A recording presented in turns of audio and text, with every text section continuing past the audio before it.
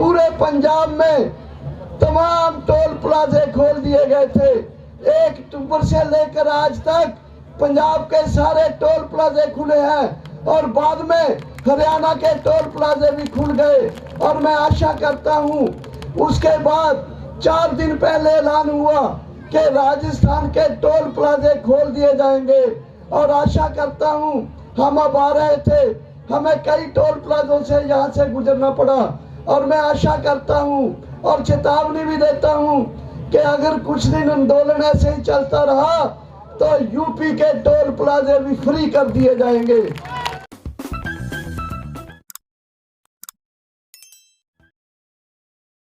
नेता professor MD मंजुंदर Swami ji का जन्मदिन है और उनको याद किया जा रहा है। चौधरी साहब, और आप जानते हैं कि आज पूरे दिल्ली के इर्द गिर्द 8-9 जगह पर किसानों ने बॉर्डर्स के ऊपर धरने लगाए हुए हैं। और दिल्ली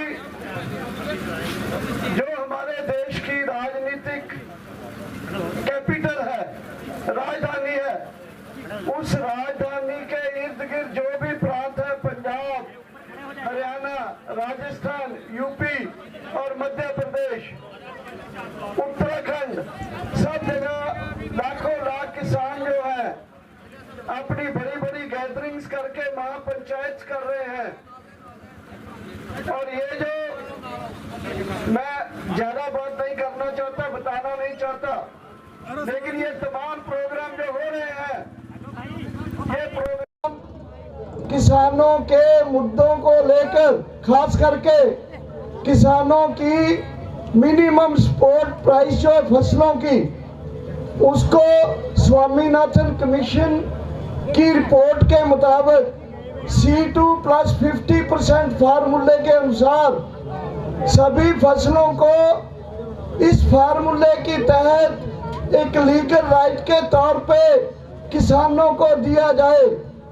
और इसके साथ जो जून के महीने में कोरोना लॉकडाउन के पीरियड में 2020 में सरकार ने 3 कानून, जिसको हम किसान संगठन काले कानून बोलते हैं, पहला कानून है मंडी के बारे में, दूसरा है ठेका खेती के बारे में और तीसरा है एसेंशियल कमोडिटी एक्ट। तीनों कानून को रद्द कराने के लिए और तीसरा पावर बिल 2020 रद्द कराने के लिए और चौथा जो दिल्ली के इर्द गिर्द प्रांत जो है उनमें जो पराली के मुद्दे को लेकर, एयर क्वालिटी के मुद्दे को लेकर, जो एक किसान को 1 करोड़ रुपए की पनिशमेंट और 5 साल की सजा, जुर्माना और 5 साल की सजा, जो इस तरह के जुर्माने लगाए गए थे, इनको रद्द कराने के लिए। और 5वां है कि किसानों के ऊपर जो भी केस है पिछले समय से, उनको रद्द कराने के लिए।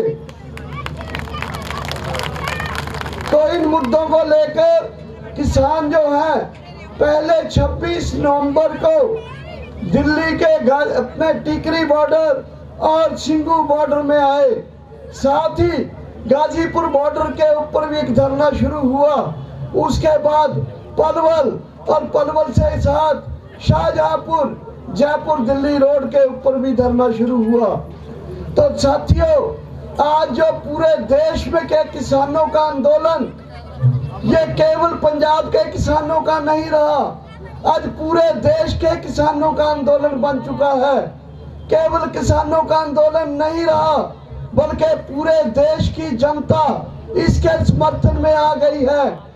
आपको ये बता दें कि पंजाब में जब ये आंदोलन ने फर्स्ट टाइम 25 सितंबर को पंजाब का बंद का कॉल दिया था, तो पंजाब की एक एक दुकान, एक एक सड़क, एक एक रेलवे लाइन बंद हो गई थी।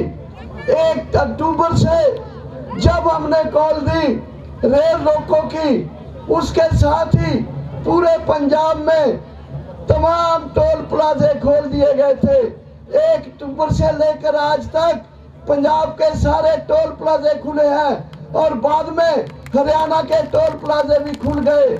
और मैं आशा करता हूं, उसके बाद 4 दिन पहले ऐलान हुआ कि राजस्थान के टोल प्लाजे खोल दिए जाएंगे। और आशा करता हूं, हम अब आ रहे थे, हमें कई टोल प्लाजों से यहाँ से गुजरना पड़ा। और मैं आशा करता हूँ और चेतावनी भी देता हूँ कि अगर कुछ दिन आंदोलन ऐसे ही चलता रहा तो यूपी के टोल प्लाजे भी फ्री कर दिए जाएंगे।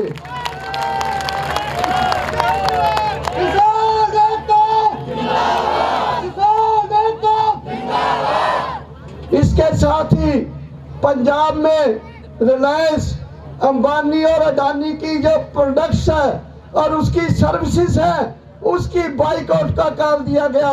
रिलायंस के पेट्रोल पंप बंद करा दिए गए। अडानी का गोडाउन था मोगा में, उसके सामने लोग बैठ गए। कोई ट्रेन ना गेहूं लेके निकल सकी, ना अनाज लेके अंदर जा सकी। तो ये आंदोलन जो है पंजाब का, जिसको पंजाब मॉडल भी कहा अखबारों में, अल्टीमेटली दिल्ली में आया, हरियाणा में फैला, राजस्थान में फैल रहा है, यूपी में फैल रहा है। और तमाम जो उसके बाद 25 सितंबर जैसे पंजाब बंद हुआ था, 8 दिसंबर को पूरा देश बंद हुआ। 8 दिसंबर को बंद करने के बाद फिर पूरे देश के डीसी दफ्तरों के ऊपर घेराव किए गए। और उसके बाद एक के बाद एक जो आंदोलन के नए नए रूप आए। और अभी 14 तारीख को जो 230 के करीब इस आंदोलन में किसान शहीद हो चुके हैं, उनको याद करते हुए, श्रद्धांजलि देते हुए पूरे देश में, शहरों में और गांव में मशाल जुलूस, मोमबत्ती जुलूस, टॉर्च लाइट प्रोसेशन करे जाएंगे और शहीदों को श्रद्धांजलि दी जाएगी। साथ ही जो बालाकोट में, पुलवामा में जो जवान शहीद हुए थे, उनको श्रद्धांजलि दी जाएगी। 16 तारीख को पूरे देश में हमारे सर छोटू राम को याद करते हुए, बसंत पंचमी का दिन है, उस दिन बसंत पंचमी के दिन छोटू राम को याद करते हुए उन्होंने जो किसानों के लिए, कर्जा पॉलिसी के लिए और खेती के लिए जो उन्होंने योगदान दिया, उनकी जिंदगी के साथ साथ उसको याद किया जाएगा।